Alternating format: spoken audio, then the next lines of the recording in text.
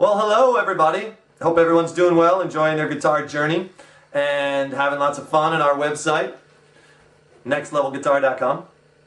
And now I'm going to take you through a little bit more music theory, and I want to build a real solid foundation before we start to move on and talk about things like chord construction, talk about things like key, songs in each key. You got to music theory is a real staircase where you got to understand one step to get to the next, to get to the next. If you try going from the first to the third, you're going to really be lost, and then you're going to get frustrated. So I want to try to take all that frustration out. We're going to start with the basics and build from there. And you'll see a little bit of overlap in some of the other lessons modules, but that's good because you sometimes have to really drum this into you. But we're going to make it fun and easy, okay? The first thing that you really want to get down is the 12-note scale. And that's in Western music, like I've said before, there's 12 notes. That's it, okay? That's the same 12 no matter what instrument you're playing. If you're playing guitar, if you're playing piano, if you're playing whatever. Kazoo? Kazoo. If you're playing a kazoo. Okay. If you're playing a harmonica, which is usually in one key. That's the thing with harmonica players. You always see them, they have like 5, 6, 7 harmonicas at every gig because each harmonica is just in a certain key. They have one in C, one in D, one in E. Or whether you're playing a clarinet, a flute, whatever. 12 notes, okay? Now you have to memorize those 12 notes because also you want to get the 12 notes down on the guitar. And I'm going to show you how this relates to this, okay? Very easy and simple, and you're going to get it. You just have to do just a tad of memorization, and it's not very hard because I'm going to show you how, okay? I have the 12 notes written out on the whiteboard here, okay? We're going to start in A, and all you have to do is just memorize the alphabet, okay, with two little things. We're going to insert some sharps and some flats. And in music, a sharp or a flat is also called an accidental. Accidental. So if you hear someone say something like, G is the only key with one accidental, that means there's one sharp or flat in the key of G. In this instance, in the key of G, there's one sharp, it's F sharp. We'll get to that later. But for now, okay, so here's what you want to memorize. We're going to start it in A, and you just want to memorize the order of these 12 notes. A, B flat, the small b next. The small b in music means flat. Most of you probably know that already. And a number sign, like on the C sharp here, means sharp. Okay, so whenever you see a small b is flat, number sign is sharp.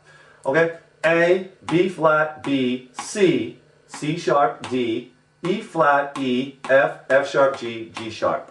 12.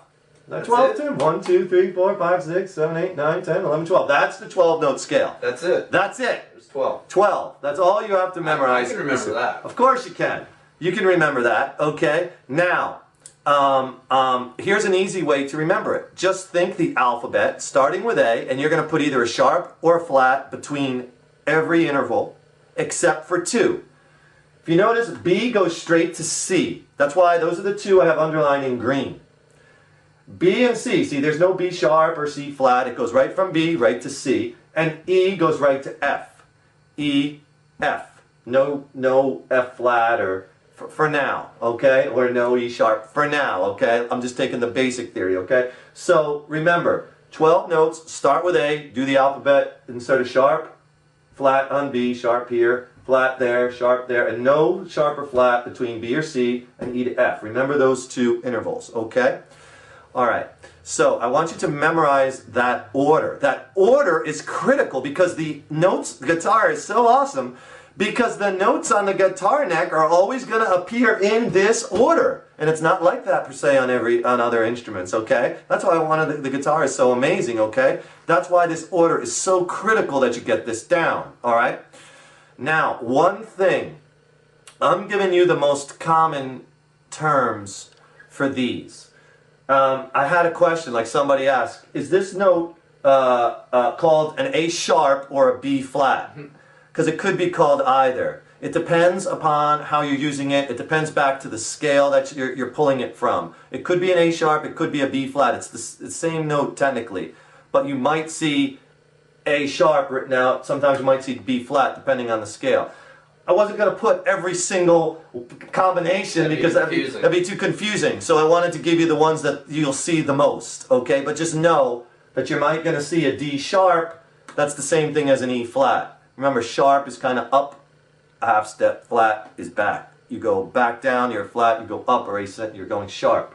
So for now, just remember A, B flat, B, C, C sharp, D, E flat, E, F, F sharp, G, and G sharp. And burn that into your brain. Burn that into your big brains, people, because that is critical. And I'm going to show it to you on the guitar now. One thing I noticed, David, is maybe can help too, is if you look, the sharps and flats rotate for the first four, so that might be a trick too. See how it goes B flat, C sharp, E flat, F sharp. So that's another pattern. Look at the big brain on Tim! Now there is a question for you, not to sidetrack you, but what movie is that from? When a famous actor is, look at the big brain on Brad! One of my favorite movies. Was that Rocky Horror Picture? No, it wasn't Rocky Horror Picture. It was one of my favorite movies, actually, and it got the actors, one of my favorite actors. I'll tell you what it was. It was a great scene. If nobody saw Pulp Fiction, rent Pulp Fiction. I don't remember that. Oh my God, Samuel! No, I saw Pulp Fiction. I don't remember. Samuel Jackson when he was in the room with John Travolta. You remember He's flipping the table over. Come on, dude. Yeah, I think I remember. Seriously, sorry to sidetrack you here, but if you haven't seen Pulp Fiction, it's on my top 20 probably. Yeah. I love that movie and that scene where Samuel, he was great in that movie. Over 18 though. Yeah. Anyway, look at all this you're learning here. You're getting movies to rent too. My God, what a value here at Next Level Guitar. Okay, so yeah, that's a good point. Think of it, it goes to first B, you're flat, and then the next time you have an accidental, it's going to be a sharp when you get to the C, and then when you get around the E, it's going to be a flat, right, flat, sharp, and then G sharp. So burn these 12 into your brain, because that's it for Western music, 12 notes, okay? Now again, I'm going to make it fun and easy, and down the road we'll get into different complexities as far as which exactly is it depending on the scale and how it works. But for now, this is going to take you very far. And I'm going to show you exactly why right now, because the whole question is, what does that mean for the guitarist? Okay, it's huge, huge. Remember, I think, in my opinion, music theory is important. And I think you're always going to be a better musician if you take the time to learn some. No, I'm not saying you have to learn and study it for years and years and years and all these abstract things, but I'm saying learn some. And take these modules that we're teaching on music theory, because it's going to make you a better player, it's going to make you a better musician, it's going to allow you to speak the language of music, it's going to make it easier when you write your own songs. If that's what something you want to do, it's going to make it easier when you're soloing and sound better, because you're going to know where the notes are on the neck, you're going to know what notes make up each chord, you're going to know what to land on. You know, there's a reason why the guys on my back wall, you know, the guitar gods like Hendrix and Stevie Ray and B.B. King and Joe Satriani, there's a reason why they sound good. They just don't sound good because they're randomly hitting notes. You know, they know all the notes, why they sound so good together, you know, and after a while your ear will take you to them. But you got to know this stuff, and it's really going to help, and I would not steer you wrong. When I put time into this early on in my career, it made me such a better player. And I keep telling that to people, so I think it's important, in my opinion, okay? Because I know some people think otherwise. I'm just giving you my opinion, all right? I think it's important, and it's going to make you a better player, a better musician, always, if you take the time to learn a little bit. And have some fun with it, okay? So let me show you in tight what this means on the guitar neck, okay? So what we're going to do here is I'm just going to show you the guitar neck. Let's take this low E string, okay? Now everybody has to know, for this 12-note scale to work, know the 6 open strings, which you probably know as E, A, D, G, B, and E, right? What's the acronym for that? An acronym is Eddie, 8, Dynamite, Goodbye, Eddie, okay? Remember that, and You're not going to forget that, good people. You're not going to forget Eddie, that. Eddie, Dynamite, Goodbye, Eddie. Eddie, 8, Dynamite, Goodbye, Eddie. I didn't come up with that. I read it somewhere. I don't know who wrote it. If anyone knows who wrote it. He's a genius. There's a super genius who came up with that, because all my students never forget the open strings once they hear that in an acronym, okay? That wasn't my work. If anyone knows who did write that, I read it somewhere, and I don't remember where, a long time ago, but we praise them. Good job. Good job, because that resonates with people. Never had a student of mine forget the 6 open strings ever. And I'm talking hundreds and hundreds and hundreds and hundreds and hundreds. Okay, so let's turn on the volume here. This is our low E string, okay? So, if we go to the 1st fret, okay, that note has to be the note that comes after E. After the open. After E, right? If you look on your 12-note scale, the note that comes after E is F. right? See? Then F sharp. So I know in that order. always in that order. So you see E, this has to be an F. F, then the next fret. What note comes after F? Let's look on the chart. F sharp. F, F sharp, right? So E, F, F sharp. What note comes after F sharp, you say? Good people. F sharp, if you know this order, after an F sharp comes G. E, F, F sharp, G. G is at the 3rd fret. E, F, F sharp, G. The note after G, as you can see behind me, G sharp. The note after G sharp, A. 5th fret is an A. B flat. Chart. It's following the B chart. follows the chart. C, here at the 8th fret, right? What note comes after C? Look at the chart behind me. C sharp. There's your C sharp. D, E flat, and then you're back to E. There's only 12, so the notes repeat every 12. That's your octave. Low E, 12th fret, you have 1 octave higher, 12 notes above. Same note, 12 notes up. I've noticed a lot of songs use that octave, David. A lot of Makes it songs really use interesting. octaves. A lot of songs use these octaves, you know. So it's the same note, just 12 notes. Same higher. note, 12 notes above or below a given note. Above or below. 12 above or below a given note. Or 24 above, like you have your low E string. Your high E string is actually, you have 12 notes and then another 12 and then you get your high E. 2 octaves, okay? But here's the great thing about the 12-note scale, people, and why it's so wonderful on guitar is we just learned that you know all the notes on the neck, right? Here's the A string, or the 5th string, right? That's A. What note comes after A on our 12-note scale? Look at the chart. Let's look at the chart. I know it. B flat. It's right B there. flat, then B, then C. So here's our A string. 1st fret's gotta be a B flat. Gotta be a B at the 2nd fret. Gotta be a C at the next one. C sharp, D, E flat, E, F, F sharp, G, G sharp. There's my A at the 12th fret. Double dot, right? Double dot, 12th fret, back to A. What can be easier than that? What a gift from the gods! Seriously, people, you learn this. You memorize this, you know every note on this thing. And it's basically the alphabet. Basically the alphabet. Exactly. Basically the alphabet with some sharps and flats. And you know every note on your guitar. Every one of them. There's no excuse why anybody should not know the notes on the neck. And I'll tell you something, and I'm being dead honest with you here. Most students that come for lessons, no one's ever taught them that. And it's so simple. And time again, after I show this, the students are like, wow, that's easy. Why didn't my former teacher teach me that? I don't know. They're not nextlevelguitar.com. Because they're not nextlevelguitar.com. Because that's one of the first things that you wanna really start burning into those big brains. Okay? Big brains. You really got to get this down, because these next modules on music theory, we're gonna start taking these notes, putting them in combinations, right? Let's take our C, our E, and our G. We got C major triad. We got C chord. You know, and so on and so forth. Well, I want to learn how to write songs and stuff like that. So I need this first, right? You need this first because in order to write songs, ideally, it's nice to know what songs are in each key, because there's certain groups of chords that sound really good together and that more than likely are going to appear together. Now, any chord can appear in any key, but there's a group that is much more likely to appear in a certain key, and those are the chords in that key. But in order for me to explain that to you, you have to understand this, and then you have to understand chord construction, which is all based off the major scale. That's the other thing that you want to get out of this lesson, is that all music theory pretty much falls back to the major scale. You have to have one scale to compare everything else to. The standard, you know, just like there's standards in a lot of other industries out there, there has to be a standard. And the standard in music is the major scale. And the major scale is, everybody's heard it. What's the major scale? Everybody knows it. Do, re, mi, fa, sol, la, ti, do. Sound of music, right. Here it is in G. You know, like if you want to, pretty soon you're going to learn the major scales all over the whole neck, because I'm going to teach them to you. But do, re, mi, fa, sol, la, ti, do.